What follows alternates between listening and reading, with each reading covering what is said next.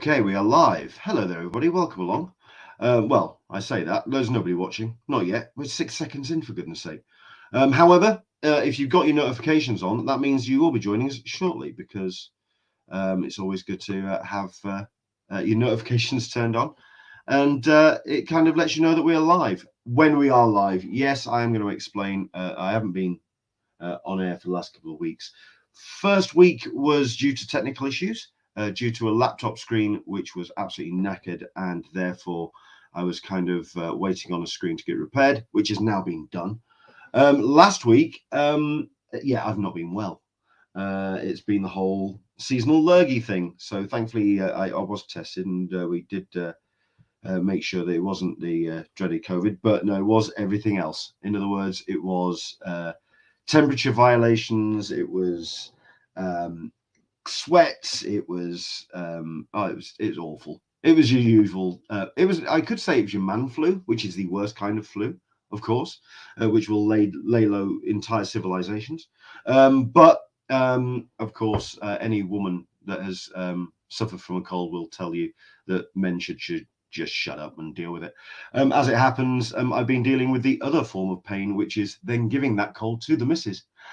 So she has also not been well and has blamed me quite rightfully for it. So no, thank you very much indeed for all of your messages, passing on well wishes to both me and Caroline. Caroline is feeling thankfully better, but considering that she was hitting a temperature of 42.5, which is body shutting down temperature, yeah, not a great place to be in. But we're here, we're sorted, we're back, and we'll explain what we've got up lined up for the show after these things, I guess.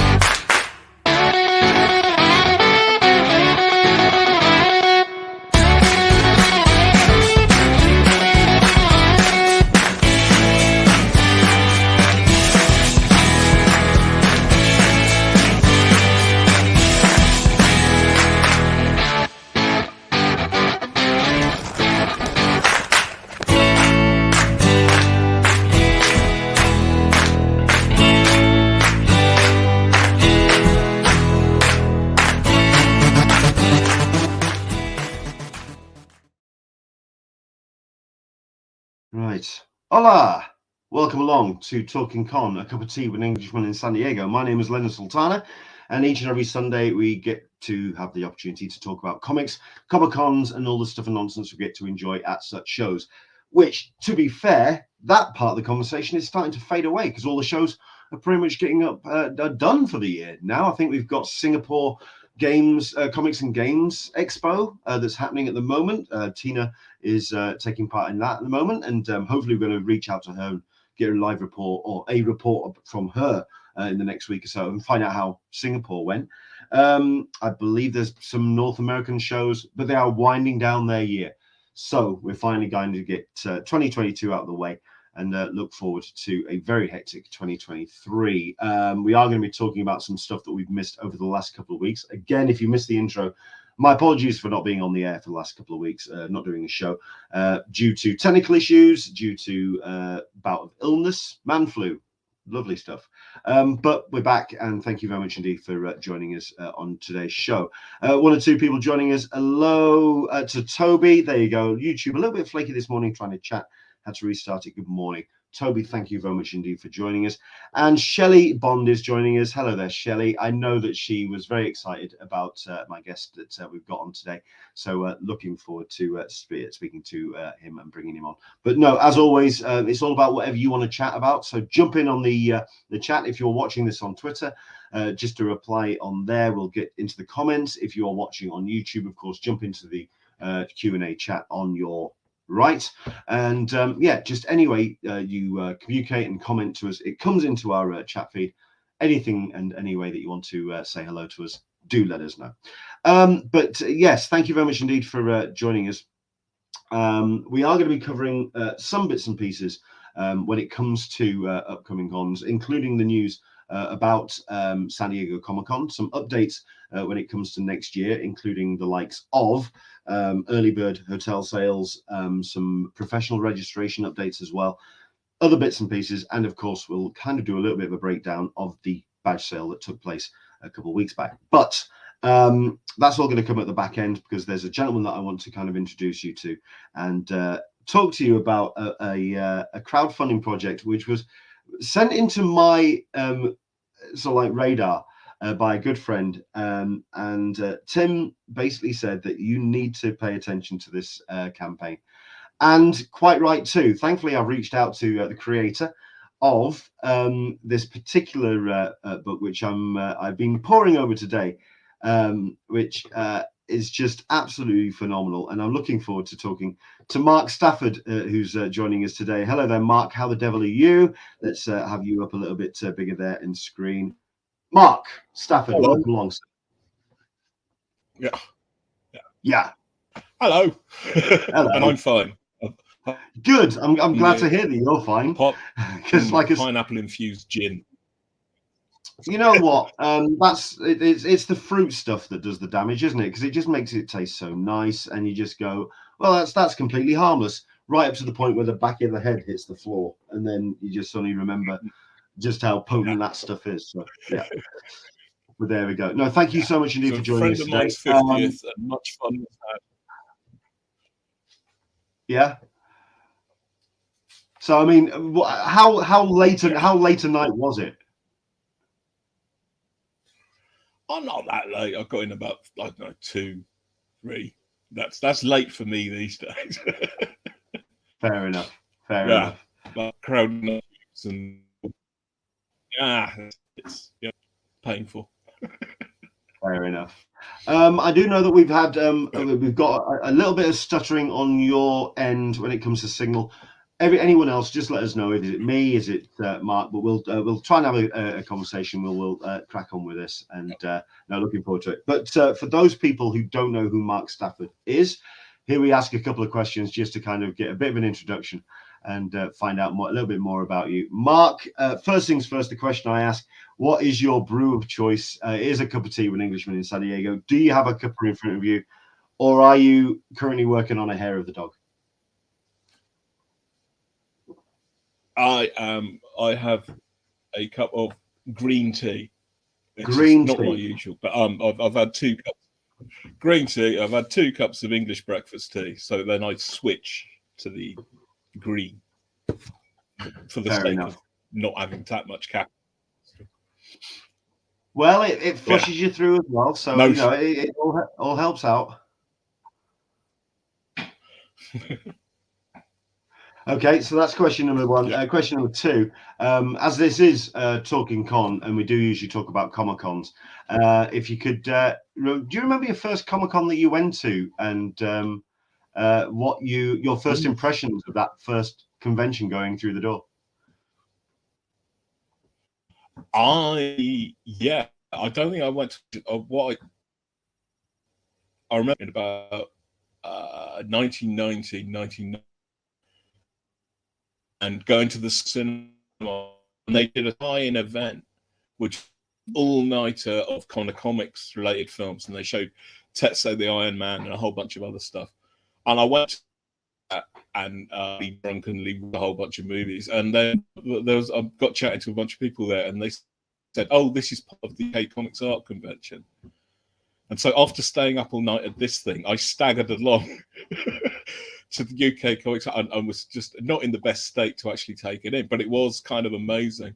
And those early conventions in kind of 89 through about 90 whatever were kind of the height of that kind of comics, the British invasion and the comics bubble. And so it was kind of amazing to kind of wander around.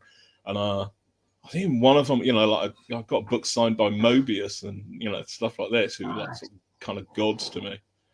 But it was my first experience of all the kind of, outside of reading the occasional fanzine of your actual event and actually meeting people and seeing from headline acting outrageous.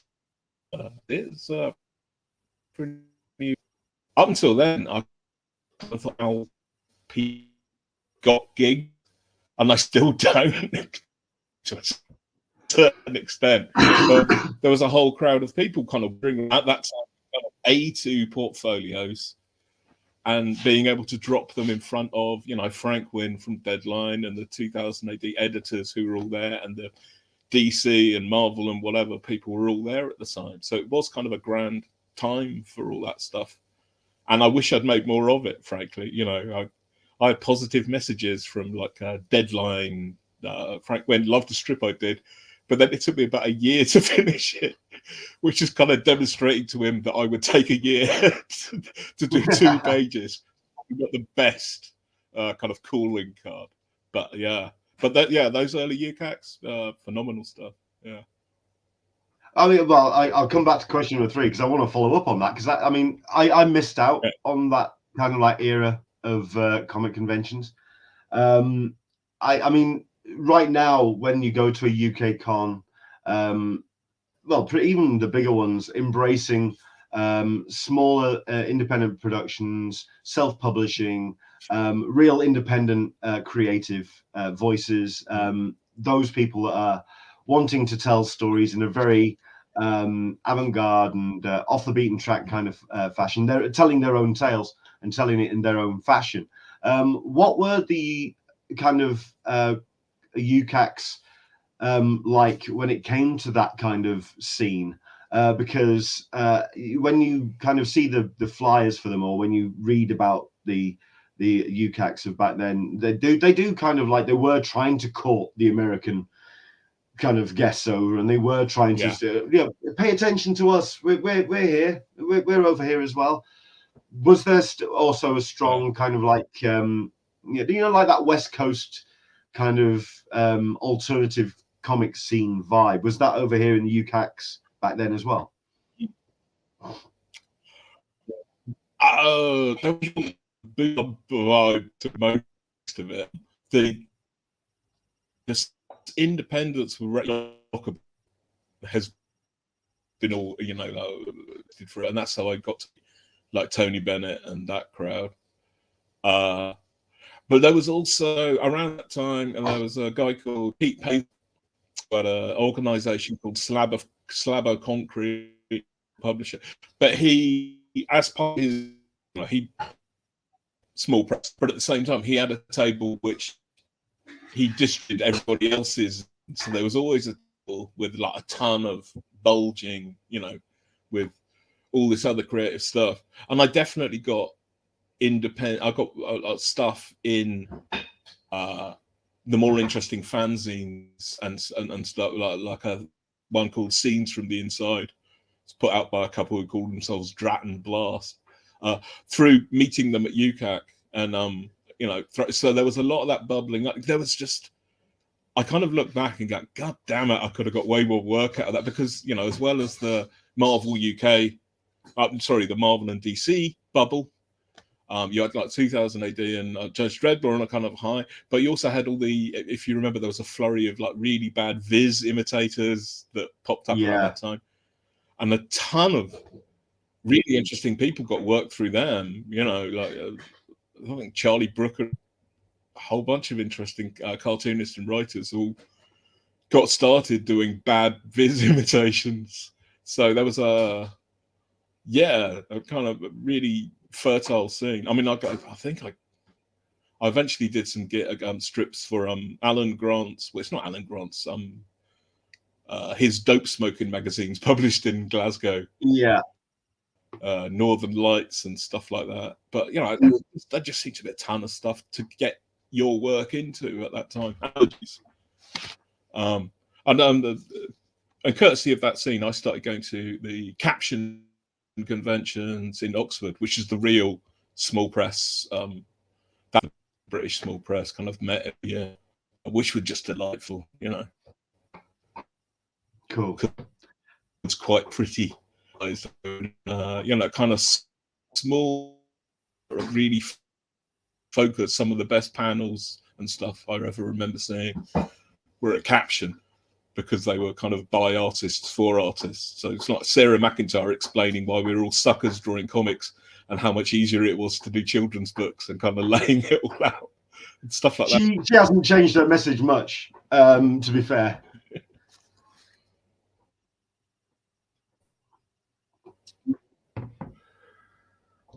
We are getting a little bit of lag. We're getting a little bit of stuttering. I mean, we've got Toby saying a little bit of lag, intermittent lag, stutter. But every once in a while, we're getting a nice, strong signal from you. So I'm trying to catch the bits. I'm trying to talk while you've got the signal drop. So I'm trying to time it. I am trying to work it out. But there we go. I mean, Shelley's just turning around and saying comparable to anthologies we do on crowdfunding as well. So, yeah. But yeah, we've got a little bit of a lag on your side, but we'll try and we'll muscle through. Yeah, I mean, these books.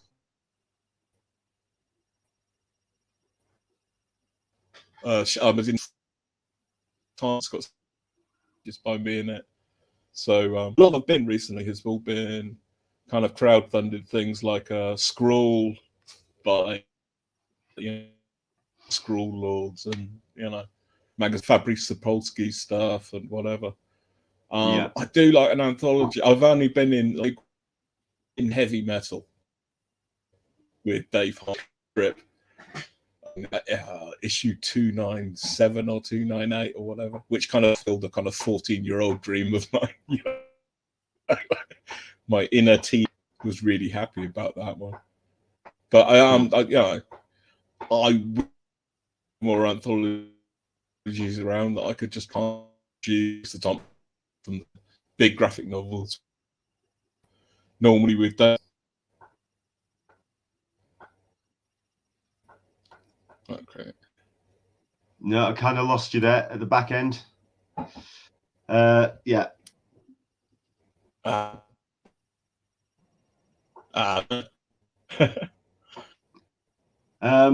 I don't know the best way to continue. Actually, if this is going to be a little bit awkward. Let's have a look. What I might do is I'll do a bit of an introduction to your crowdfunder. If you want to log off and log back on, let's see if we can kind of maybe do a restart on your end.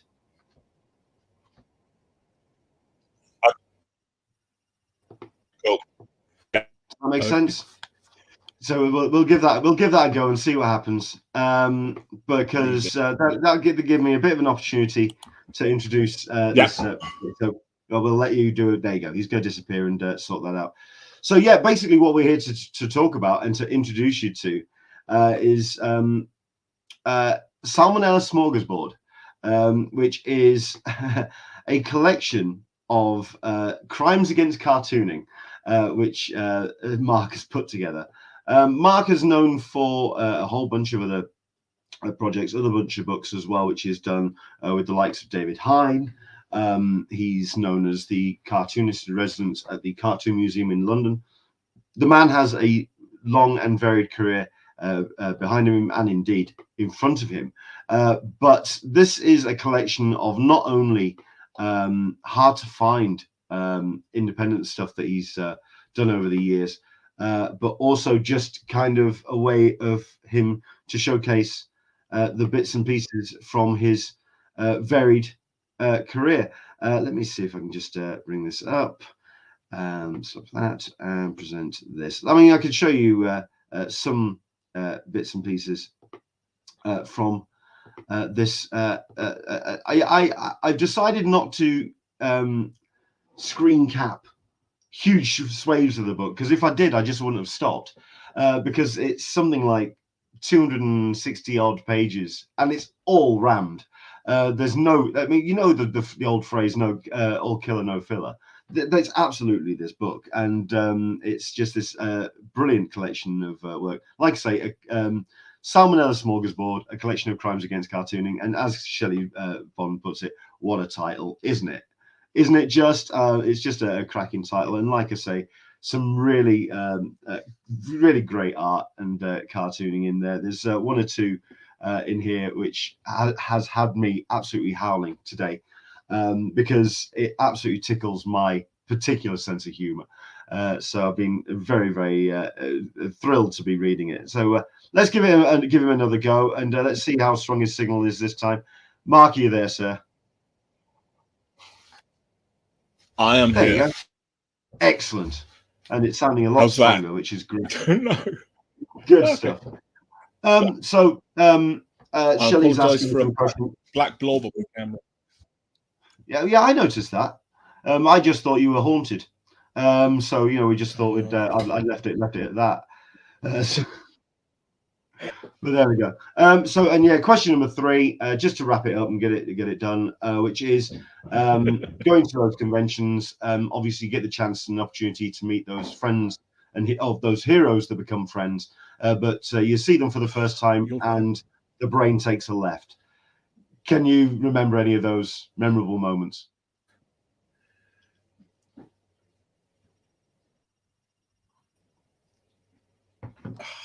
Damn, I couldn't hear your question. Oh no. Oh no.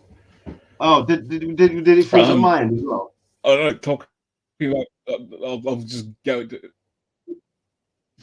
It was struggling. It's struggling, unfortunately. It's Salmonella Smorgasbord. It's like 15 years worth of weird cartooning that I've all over the place. Anthologies just created because I wanted to get images out of my own head. That I did with Dave Hunt, but most of this is book, and that idea kind of had to be, put paper out, and then later on I maybe found a space for it to go.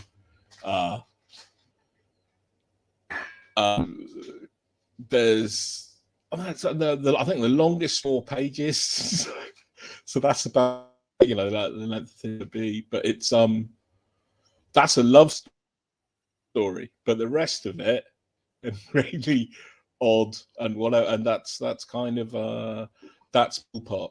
I think it's titled to the book me and Dave Hind did. Was, well, I mean, a tale of rural news. I mean, the love story that you mentioned. What I quite like to do is unease, I think. Oh god, yeah, that's definitely in there. I mean, you're talking about the love story. You don't mention that the love story is also a silent love story. It's without dialogue, and it's all done with through the art, and it's this gorgeous story of yearning over time, and it's an emotional sucker punch at the end. Yeah. Oh, thank you. I want to make you cry. That was the British Council hooked a gig in Busan. I was supposed to be creating for a song by a singer-songwriter created about the Kankanji in Yong in Busan. After out there, I discovered the singer-songwriter in question wasn't really interested in it, and he kind of quit. And so, we don't know quite what you're going to do now. I said, well, I'll create a comic, I suppose, about the area and about the Kankanji. That was kind of specified that it had to be about that. And I just came up with this kind of sweet love story. The area is amazing.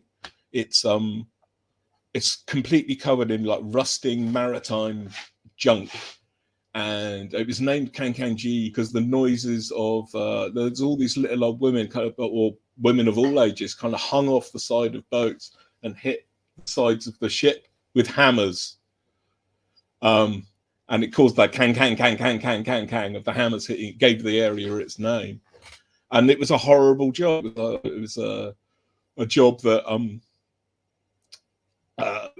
never had any security to it or any kind of like and they kind of wanted me to do a story based on that. A lot of the the Kankenji Arts Village emphasis was on the lives of these kind of unsung women. So I did a story of this woman finds love and then loses it, and then maybe, you know, gets it back. But I tried to include, after 2 weeks of being in Busan and eating on food amazing and kind of hearing about the history of the place, and pretty much everything I did or said there is in one of those panels somewhere. You know, I visited a fort,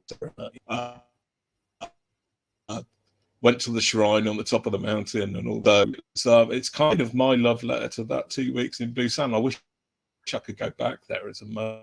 But that was lovely. And they printed it in Korean, even though it's silent. There's a version with Korean sound effects. Oh wow! And to do the British version, which through courtesy of the Lakes, who put you know, so there was a lovely kind of A4 version, and now it's in board. So I'm really excited. And there's lots of good stuff about the ring.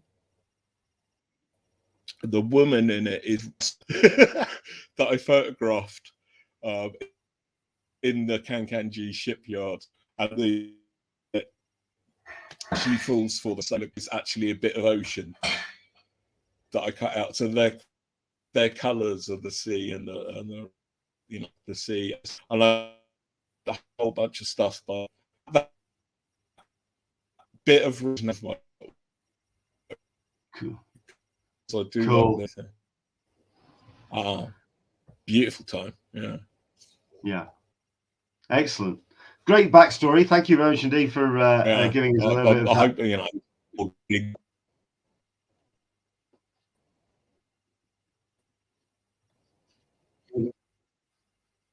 I think we're getting a little bit of lag, but we're getting there.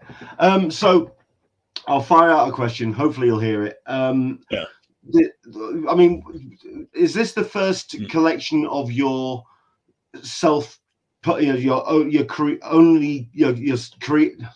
created work that you put together, and why do you feel that now was the ideal time to put it together?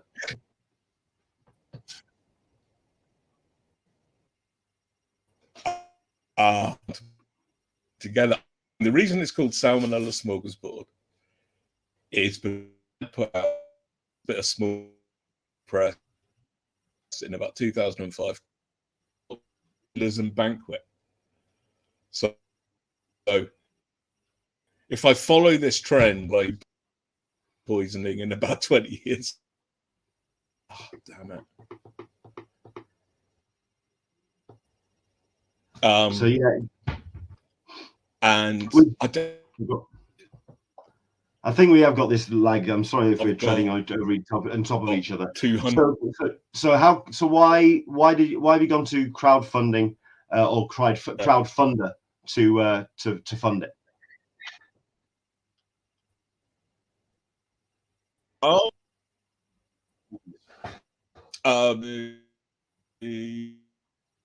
well, like basically, Soaring Penguin said, you know, election, you know. I know it's always nice to be asked rather than have to pitch something to somebody.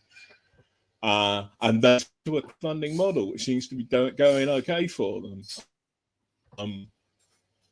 You know, they've just had another book by Simpson called Nord has just got its money. This one is 60-something% funded. So pledge. And I don't know. Part of me is I don't know about. You know, I'm not sure that's the thing is the future or anything, but it seems to work for now. And it does leave a month where you're waking up and going, oh God, and clicking on the page and seeing if any more money's coming in, and that completely affects your mental state for the rest of the day. I can imagine. But then again, I've spoken to a lot of people who are doing crowdfunding or have done crowdfunding over the course of the last year and a half, and the struggles and the challenges of putting a campaign together seem to be increasing on a weekly to monthly basis. which kind of then really makes sure that the quality campaigns, the ones that have really been thought through, and also the ones that you're going to have some real quality product at the end of it. And your work speaks for itself, but I'm really curious as to why right now you felt that it was a good time to get a book of your own out.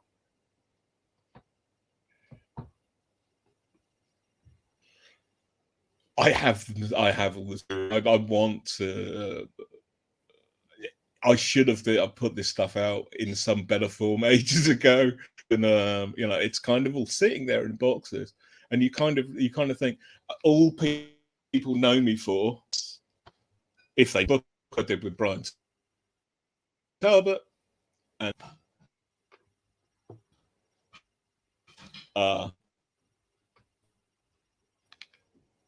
it's people stuff I work with other people, and I think there's I think I'm over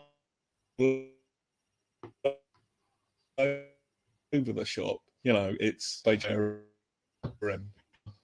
and not tons and tons and tons of, you know, stuff, and then really snarky stuff next to it. And I'm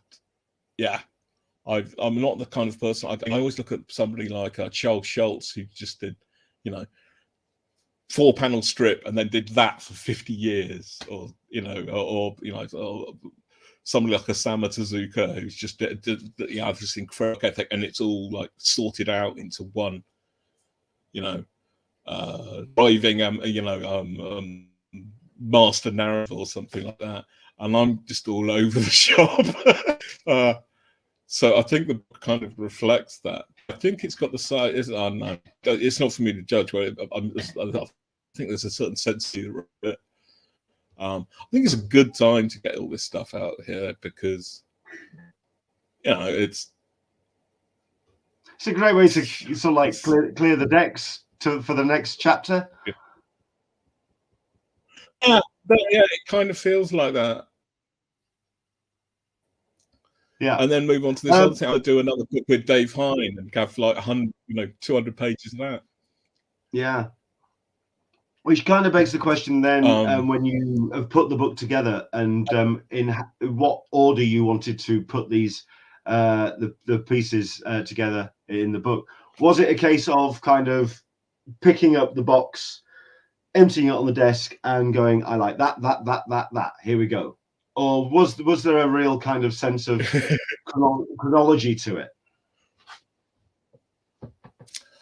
Yeah, I don't think there's a chronology, but I have ordered it into kind of moods. So the first chapter's like called Snark, and that's just like all the nasty humor kind of. And there's Spook, which is all the creature on design, and then the last chapter is the romantic, more human. So in that sense, it's kind of selling a story of starting off being horrible, sucky 20-something, and then being a slightly more like a regretful romantic 50-something. So it's got a shape like that, but that's not necessarily chronological. But I had to figure out an order to it. It is, but that seemed to work for me. I mean, like, so Tom Oldham just stick it in all randomly or whatever, and I was just like, nah, I kind of feel it's got to have some kind of order. And then at the end of it, there's a 20-page interview with Jason Atomic. Just because I thought, like, somebody to ask me questions to kind of explain what you've just read. You've had 200 pages of just like random weirdness, and now you've got this kind of little interview to kind of set up, where I came from and why I did all this this material you've just encountered. Yeah, I mean, that took ages. Sorry. So yeah, I would say that I would turn around and say that the book takes you on an emotional journey, but I don't want you to come down the laptop screen at me and punch me in the throat, because that is one of the worst phrases. But there we go. There is an emotional arc absolutely running through it, which is really cool. We've got a couple of questions. I mean, admittedly, they're mostly coming from Shelley Bond. Yeah. So go on. Of course. So no, we've got a bunch of questions from people, mostly from Shelley Bond. So we'll get into those. Shelley's asking a couple of things, such as what are the options? Well, Shelley, we are looking at the page right now, so let's go through because, like I say, this is being put together on Crowdfundr. It's 69% raised at the moment, £2,082 on it, with 8 days to go. Nicely done indeed, and it's running from a digital edition at £12.99, which is out there available. You've also got the trade edition at £25, which is a soft cover edition, which is, I know, something you were interested asking about, Shelley. You've also got the Black Friday special, which also features the Bad Place as well. That's £34.99, and then you have original sketches at anything from £45. You've got a print at £15. Yeah, all very, very nice indeed. And indeed, a Salmonella Smorgasbord apron at £50. So it's a soft cover. What was the decision to go soft cover rather than a hardcover version? What was your decision in putting the campaign together?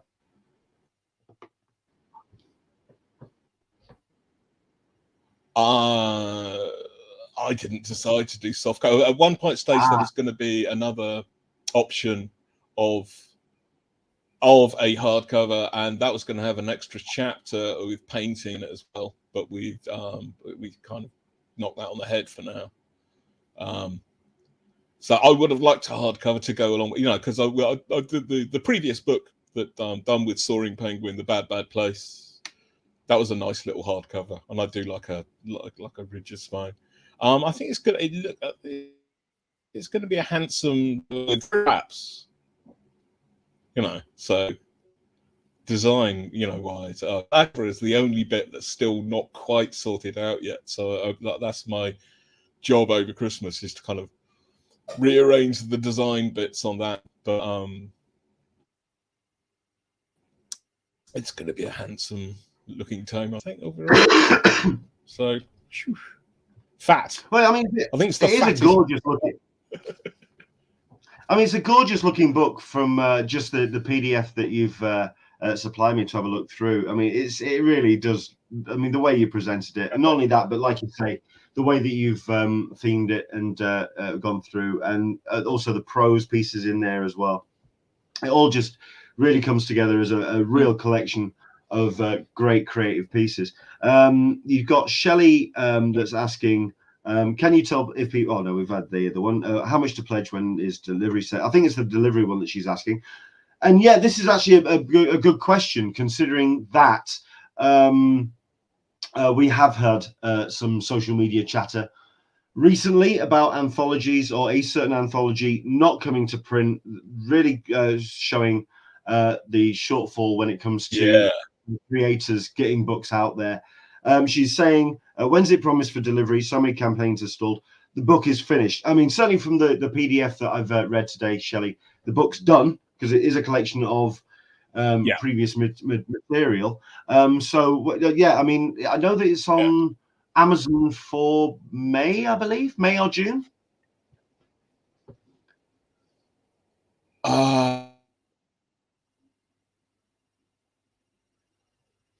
I think it's just a question of, like at the moment it's difficult with printers and stuff to actually go, but I think the book will be a physical object in May. Yeah, it's all done, as I say, apart from the cover, which is all done. It's just a question of me moving around the elements that are already, and then arguing with John about it, and that's kind of the only thing that needs, having a scrap about the end papers is probably the last stage that I will do, but I think it's all set. I had to run the interview past the director of the Cartoon Museum to make sure there was nothing scurrilous in there. And other little things like that. I mean, I ought to shop around the PDF and see if I can get nice quotes from the great and the good. But you know, it's all that stage. It's done. It's a finished thing. I ought to move on to. Well, something tells me Shelley Bond will be up for putting perhaps a quote or two on the back from the sounds of things. She's sounding very excited about the project. I mean, I don't know what weight my name would possibly give, but I would love to put a quote forward because I loved reading this today. It really is an amazing book from what I've read, and yeah, wouldn't mind seeing a physical copy. I am going to be backing it very shortly indeed, and I would heartily recommend everybody else to give it a go. Excellent. It's a relatively simple crowdfunder.com address. It's crowdfunder.com/SalmonellaSmorgasbord. I think this would have been a better interview if it was a little bit smoother. We didn't have the technical issues, but at least we got the chance to kind of showcase some of the pages and talk to you a little bit.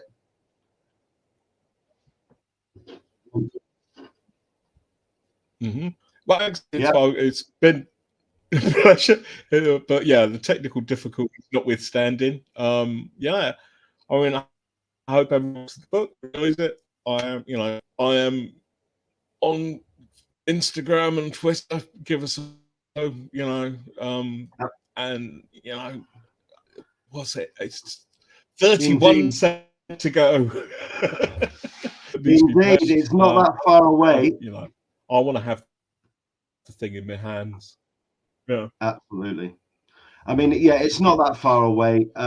It's if I can just if I just add this on screen, this is Mark's Twitter handle. Do go to that to MARK STAFFORD. You can also follow on Soaring Penguin, so S Penguin Press. So you can follow them as well for their updates. By all means, you can follow mine as well because I'll do what I can to update you with the updates for Salmonella Smorgasbord.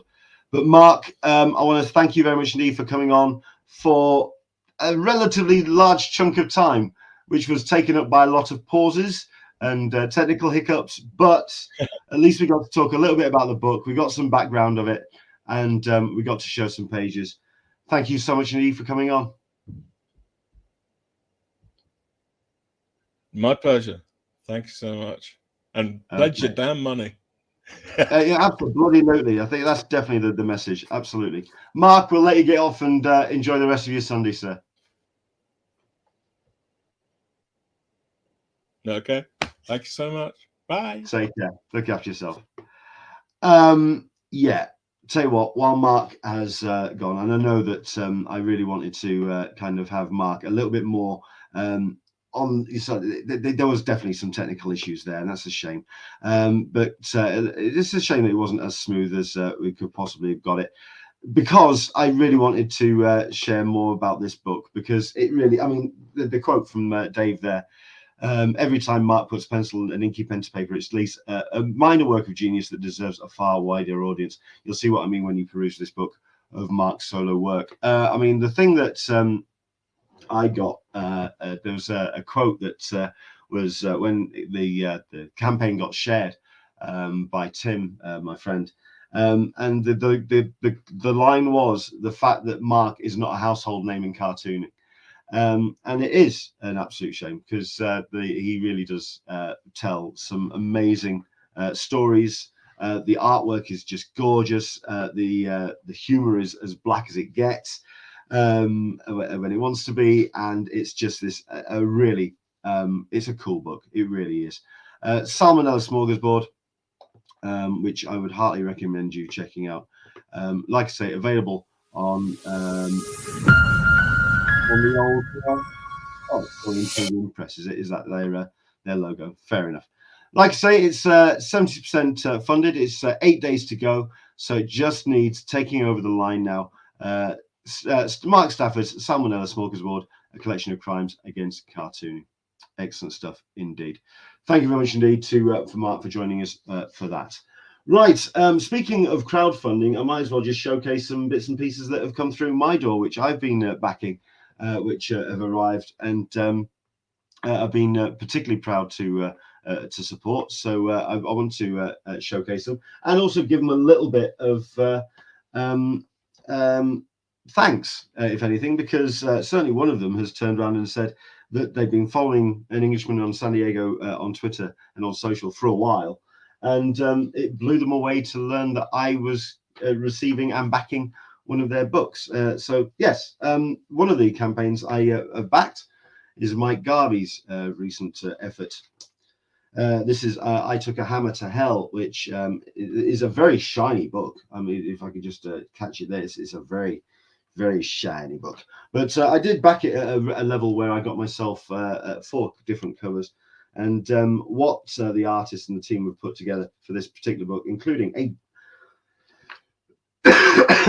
I'm going to show you something in a minute. So yeah, like it's a great comic, which kind of takes a relatively, not going to say a simple story, but I can tell you the tale of it's a bloke that has done the deal with the devil, and was put into quite a a precarious decision to do that deal, and just out of sheer bitterness at being placed in that position to choose between people that he loves, just for his own safety and for his own well-being. He's got a serious grudge against Beelzebub, against Satan, and he wants to hit him with a hammer, and that's exactly what he's going to do. I Took a Hammer to Hell. I mean, it's when you've got yourself that as a variant cover, which is nice and sparse, and it looks amazing. But if I can just find, for example, the black and white version of the cover, it's when you then open it up and realize that it's actually the black and white work in progress book without colors, and it's more kind of like an artist proof, and I think that's just a really nice touch for Mike Garley to do. But the art has been done by Muelle Jarvis, with colors by Fabio Marquez, who is then there. If you'd like to try and follow them on social media, please do back them all the best you can. It's a really well told, really efficient story, and with some incredible art. Actually, it's very dynamic. It hits some incredible beats, and really plays with time and narrative in a very fun way. But it's sharp, it's angular, it's got some real meat, and it's very, very impressive indeed. If you want to head to garveycomics.com for more information and find out more about that, I would heartily recommend checking out I Took a Hammer to Hell.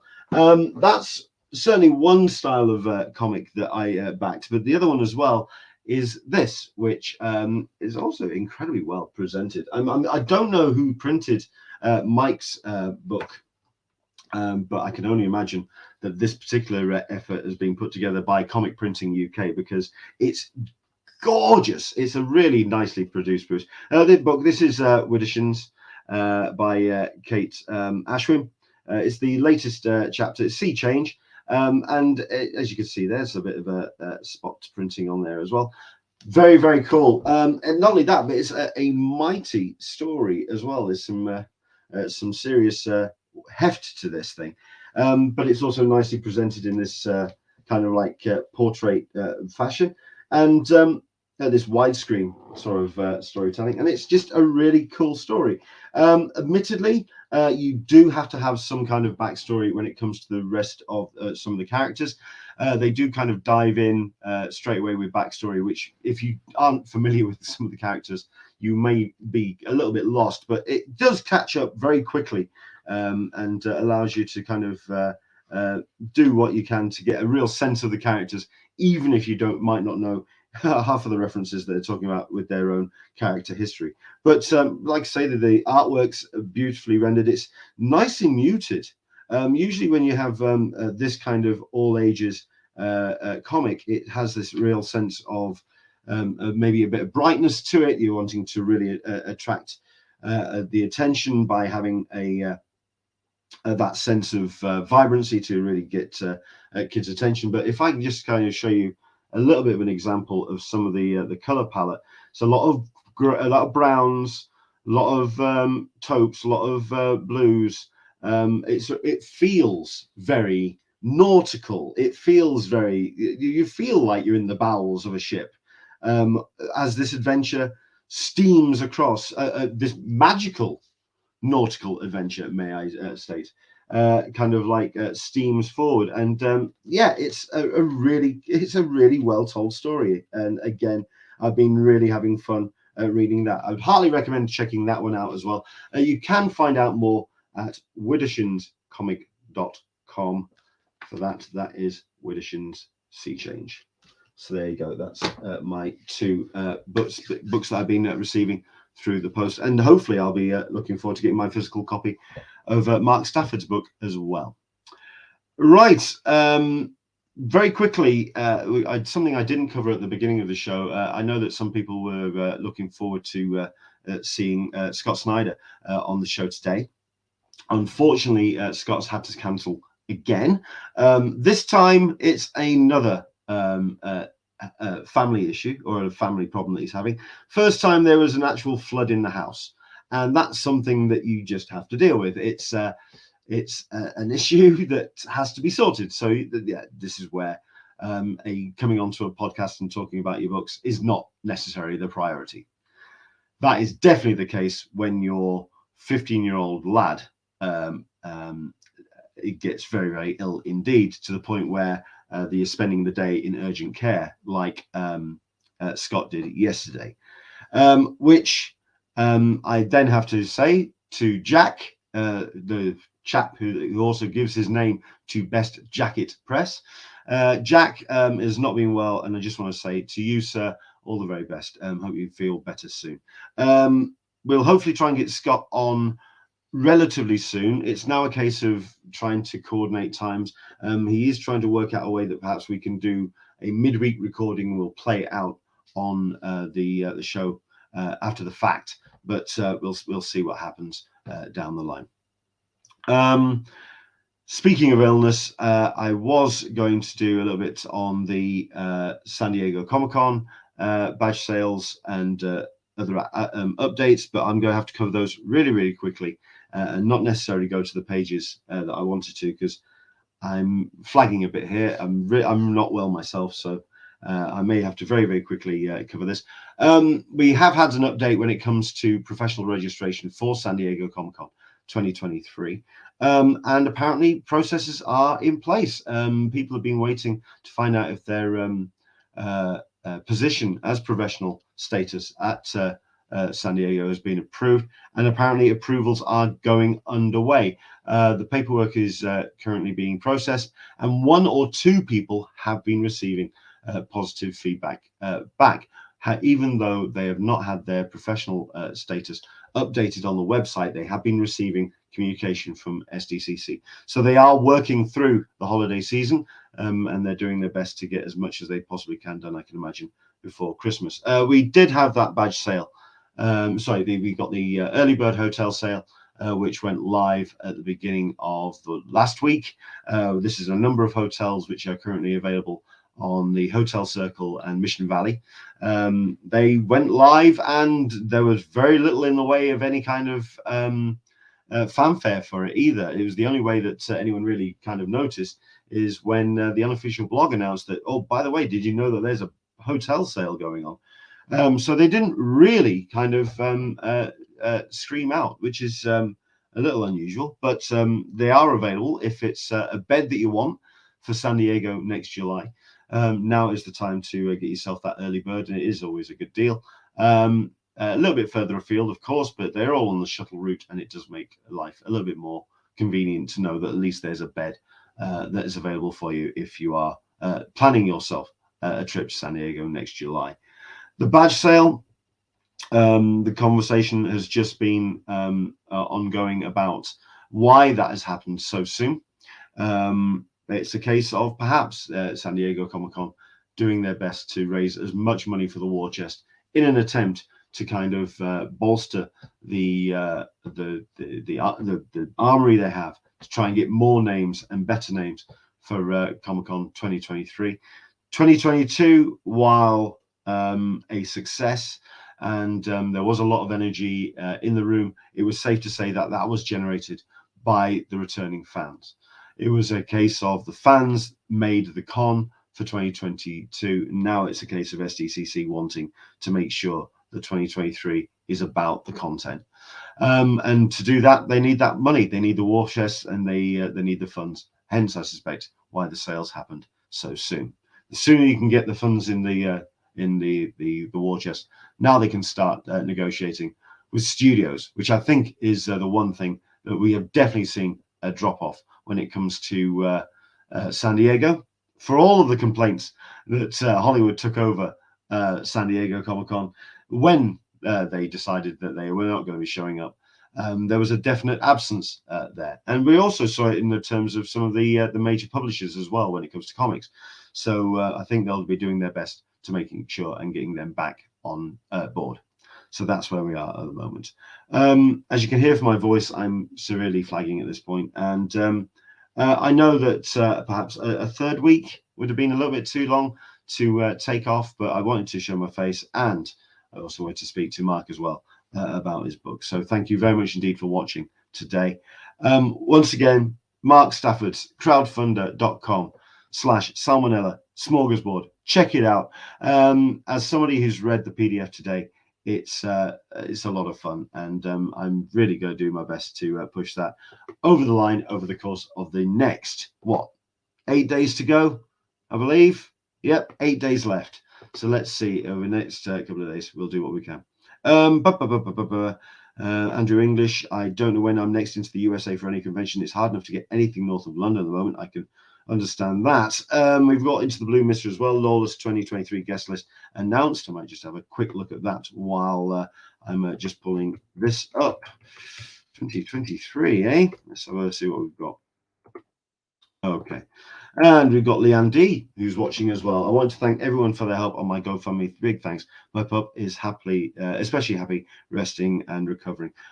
As long as you're feeling good as well, Leanne, I know that you made some big sacrifices so that your puppa was well. But as long as you're well as well, because you were not in a good place, and I'm hoping that that improves. Right, let's have a very quick look. Apparently we have ourselves, we have ourselves a guest list for Lawless 23, which has been shared on their website. So by all means, head to, I believe it's lawlesscomiccon.co.uk.